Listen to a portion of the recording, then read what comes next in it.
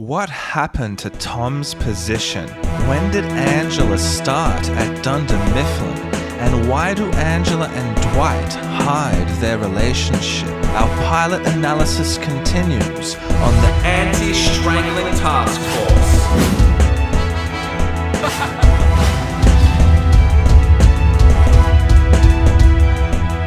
I'm going to show you a scene and ask you a question. So what does downsizing actually mean?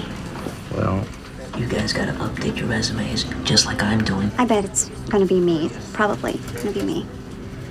Yeah, it'll be you. Why does Angela believe she will be downsized? Remember your answers because we'll return to this later in this episode. In our analysis of the Season 1 DVD cover, we discussed how Ryan's hiring as a temp makes sense considering we had a salesperson die the day before the documentary crew arrived. That's why Ryan was hired, not to cover for Tom, but for the salesperson. But we only hired one temp. Seemingly, no temp is hired to cover for Tom's death. Also, no empty desk or chair is visible in the accounting department in the pilot episode. We appear to have a whole, complete, and functioning accounting department. And I would also add to this the spotlight given to accounting in this episode. In the deleted scenes, we have talking heads with the entire accounting department. And I want to take this moment to remind you guys what we covered in part 1. The reason the documentary crew is there in the first place. In part 1, we covered our current hypothesis. We had a death in the warehouse via the baler. Then soon after that, Tom from accounting dies. Tom's death gets the media's attention, and that is why the documentary crew arrives in the first place. So, because Tom was an accountant and he's the second death, it makes sense why the camera crew is focused on accounting in this episode.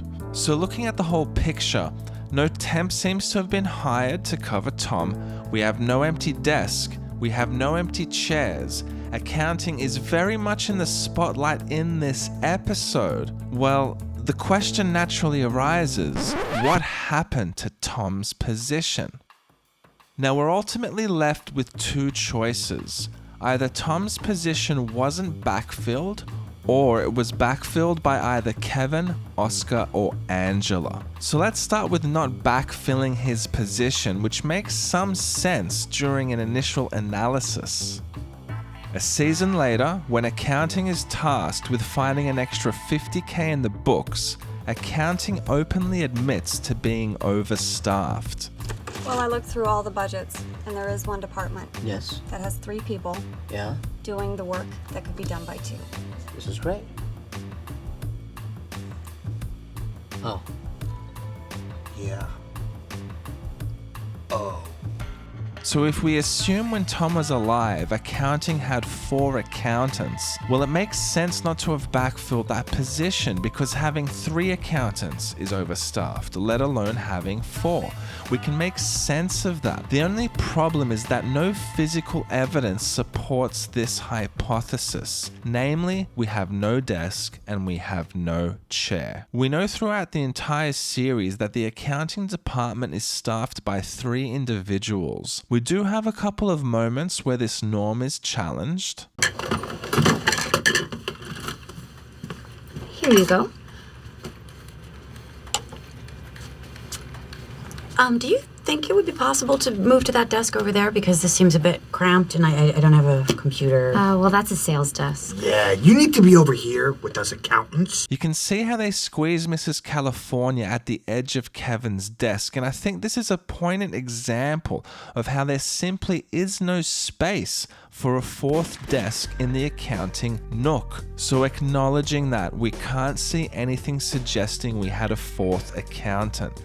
Not throughout the series, nor in the pilot episode itself. Well, what about our second possibility then? Is there any evidence that suggests that either Kevin, Oscar, or Angela replaced Tom from accounting? I bet it's gonna be me. Probably gonna be me. Yeah, it'll be you. This scene with Angela. Angela thinks she's most likely to be downsized because the pilot episode is Angela's first day at Dunder Mifflin. It was Angela who replaced Tom. Employees who get downsized need to be paid redundancy or severance. The amount of severance someone is paid is based on their tenure, how long they've been working at the organization. The longer someone has been there, the more they need to get paid. The less someone has been there, the less they'll have to get paid. And there's no one who better understands this than accountants. I bet it's gonna be me. Probably gonna be me. Yeah, it'll be you. So at this moment, we're really seeing two accountants come to the same realization. Angela is the newest staff member on the floor in an overstaffed department. She would naturally be the cheapest and easiest layoff out of everyone else at Dunder Mifflin Scranton. Once you understand this scene makes complete sense contextually. Angela is worried because she is the newest. Why? Because Angela replaced Tom. Now, if we continue this hypothesis for a moment that it is actually Angela's first day, it does raise several questions. However, it also answers a couple. Probably the most obvious question is how? How on earth does an organization hire a new staff member in less than half a business day? I mean, consider Ryan for a second. It took the temp agency half a day to send Ryan. Ryan doesn't seem to start in the morning. He comes in around lunchtime. I mean, a temp agency can't send you someone that quickly. So how on earth did Angela get hired so quickly? Remember, Tom's death happened yesterday, the day before the documentary crew arrived. Assuming the body is found in the morning, then reported to the police arrive. By the time Michael finds out, he's at best got half a business day to find a full-time replacement. Besides hiring a temp, it seems like it's an impossible task. Well, not via the normal channels, of course. There is one way that a business could fill a position at this speed: a referral. Companies love referrals because they make hiring easier, cheaper, and more reliable. Having a potential employee vetted by an existing one cuts out a lot of uncertainty. So naturally, if we're going to pursue this line of reasoning, we need to ask whether there is any evidence suggesting a pre-existing relationship between Angela and anybody else in the office.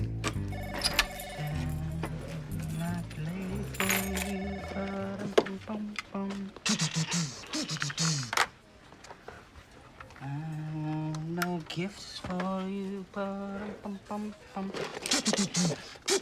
Now, it wasn't Dwight. I've only played this snippet to tickle your brain because we will return to this scene in this episode. Who actually referred Angela was Kevin. Logically, another accountant would be best suited to refer an accountant. It's a precise role and it doesn't stop anybody else from referring an accountant. However, given it's a same-day referral, you would expect that it's another accountant who could vouch for somebody else's accounting abilities. And we do have several moments in the pilot that support this hypothesis that it's Angela's first day and that she has a closer relationship with Kevin. The original scene we're looking at is actually a great example. So what does downsizing actually mean? Well, you guys gotta update your resumes, just like I'm doing. I bet it's gonna be me. Probably gonna be me. Yeah, it'll be you. In this scene, we see Angela and Kevin speaking with each other without Oscar. Oscar is speaking with Phyllis and Stanley. Now, comparing this to later seasons, accounting is somewhat of a family in later seasons. We should all go to the hospital, visit her. Oh, I'd love to, but, Oh, man, I would, but I can't miss any more work. Well, Kevin and I have to go because accounting is its own little family. But the creators clearly communicate the separation between Kevin, Angela, and Oscar.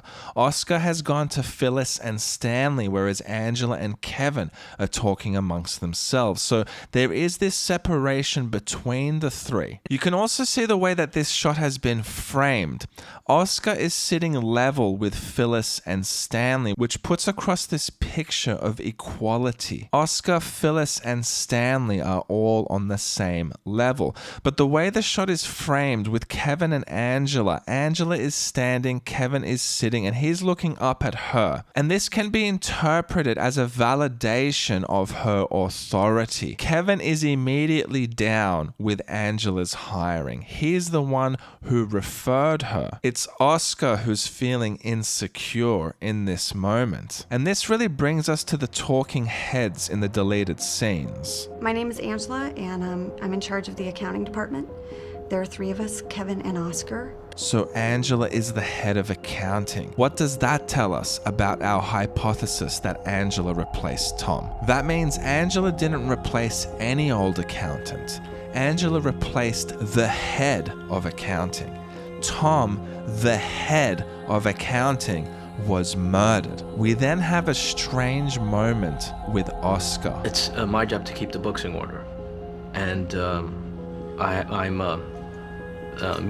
immediately below my supervisor. This line, "I'm immediately below my supervisor," is odd and peculiar. One would assume that had they been working together for a while, perhaps Oscar would have said something like, "I report to Angela," but he refers to Angela as his supervisor. And if we factor into account that it's Angela's first day, she's just taken over as head of accounting, this sort of strange reference to Angela actually makes a little bit more sense. At this stage, Oscar is trying to make sense of the fact that he has a new boss. And again, the creators are persistent in communicating the separation between Angela and Oscar. Angela is then asked about Oscar. Oscar, how do I describe him? He's like a stapler. Do I need a stapler? Yes. But I'm still the one that has to push it down. In the first instance, it may seem as though this scene suggests that Angela and Oscar have worked together for quite some time. But I'd like to bring to your attention what we covered in Angela Moe's Sex and Trauma. In that analysis, we discussed how Angela holds unrealistic and unachievable expectations of the people in her life, and how the perfect human being is the baby adult that lacks self-determination. So considering this, is it really that surprising that after half a day of working with Oscar, Angela has cast disappointing judgment against him? Is it really that surprising? Nobody is ever good enough for Angela. This is a classic Angela moment, and yet again, another manifestation of her childhood trauma. And then we have the cats. Now, we will be looking at the cats again in the later episodes, so we're not really going to cover the symbolism of cats and Angela's obsession with cats, but we will be addressing the fact that Angela is holding a cat party. I have an important question for you. Yes. Oh, are you going to Angela's cat party on Sunday? Yeah, stop. That is ridiculous. Now remember, Angela hates people, she loves cats. Angela does not have parties throughout the series, and although she is the head of the party planning committee, we never see Angela host any party. Now, in the context of our hypothesis, this makes sense. To build some rapport with her new colleagues, she's having a cat party, and it's probably some social exercise with the new team, most definitely a one-off event. So as you can see, understanding that Angela replaced Tom via referral from Kevin adds significant insight into many moments in the episode. Why the documentary crew is so focused on accounting, why Angela is worried about downsizing, why she's having a cat party.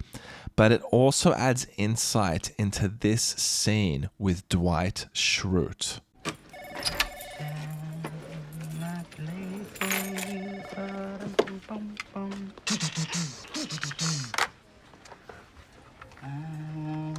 Gifts for you.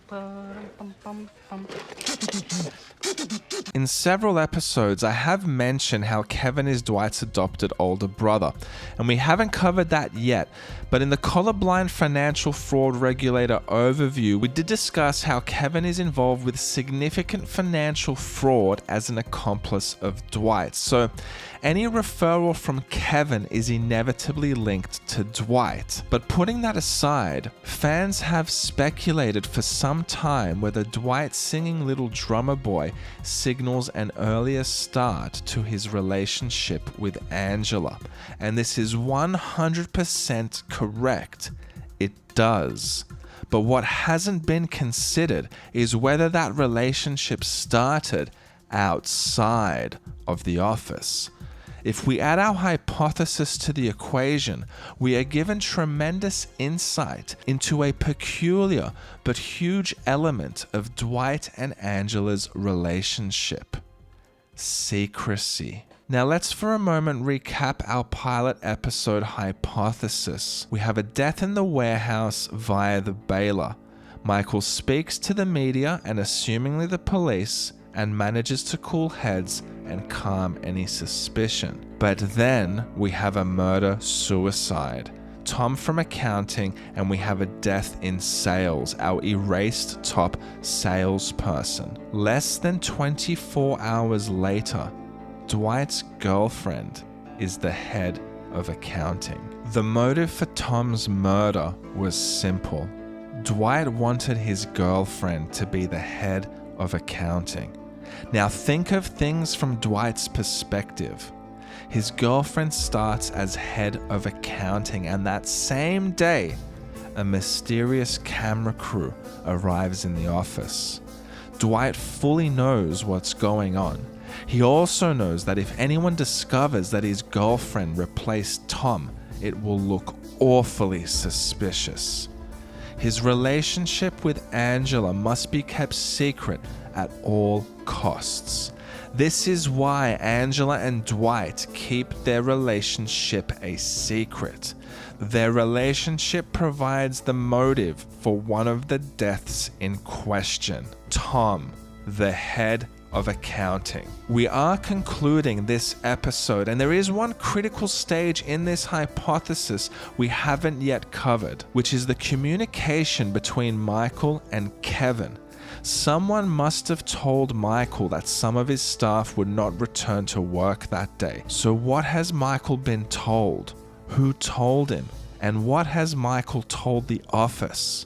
Will be covered in the next part of our pilot analysis. Don't forget to subscribe, turn on notifications, and join the Anti-Strangling Task Force on Patreon for exclusive episode analysis.